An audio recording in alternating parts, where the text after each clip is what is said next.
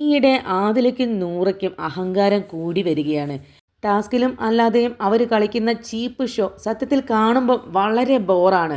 ഹൗസിൽ ഇന്ന് ബോട്ടിൽ task നടന്നുകൊണ്ടിരിക്കെ ഓണേഴ്സായ ഷാനവാസിനോട് deal ഉറപ്പിക്കാൻ വേണ്ടി സംസാരിക്കുന്നതിനിടയിൽ മനഃപൂർവ്വം അനീഷിനെ നാട്ടിച്ചിട്ട് വരാം എന്ന് പറഞ്ഞിട്ടാണ് ആദിലയും നൂറയും അനീഷിൻ്റെ അടുത്തേക്ക് പോകുന്നത്.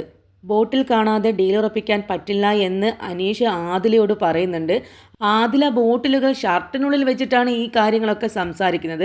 അപ്പോൾ അനീഷ് കാണണം എന്ന് പറയുമ്പോൾ ആദില തങ്ങൾ പുരുഷ കാർഡ് എടുക്കുകയാണോ എന്ന് ചോദിച്ചിട്ട് ഉടക്കാൻ ശ്രമിക്കുന്നുണ്ട്. മാത്രമല്ല കൗണ്ടറിൻ്റെ മേലേക്ക് കയറിയിരിക്കുന്നുണ്ട്. അപ്പോൾ അനീഷ് മാറിയിരിക്കണം എന്ന് പറയുമ്പോൾ ആദിലക്ക് ദേഷ്യം വരുന്നുണ്ട്. മാത്രമല്ല ആദില പറയുന്നുണ്ട് ഞാൻ തന്നെയാണ് ബോട്ടിലെന്ന്. ആ ഒരു സംസാരം വളരെ മ്ലേച്ഛമായിട്ട് തോന്നി ആ സമയത്ത്. അതേ സമയത്ത് തന്നെയാണ് നൂറ വന്നിട്ട് ബോട്ടിലുകൾ തട്ടിയിടുന്നത്. അതോടുകൂടി അനീഷ് അതുവരെ നല്ല മാന്യമായിട്ട് നല്ലൊരു ഫാക്ടറി ഓണർ എങ്ങനെയായിരിക്കണം ആ രീതിയിൽ തന്നെയായിരുന്നു അനീഷ് ഇന്ന് ഗെയിം കൊണ്ടുപോയത്.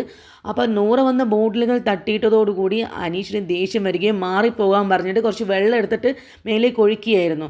അതോടുകൂടി ആദിലയും നൂറയും അവിടെ കിടന്ന് ഉറഞ്ഞ് തുള്ളുമായിരുന്നു. അനീഷിനോട് വ്യക്തി വൈരാഗ്യം തീർക്കുന്നത് പോലെ നൂറ ബോട്ടിലുകൾ തട്ടിയിടുകയും അവിടെ കൗണ്ടറിൽ വെച്ച പാത്രത്തിൽ നിന്ന് വെള്ളം എടുത്ത് ഒഴിക്കുകയും ആകെ അലങ്കോലമാക്കുന്നുണ്ട് അനീഷിൻ്റെ കൗണ്ടർ.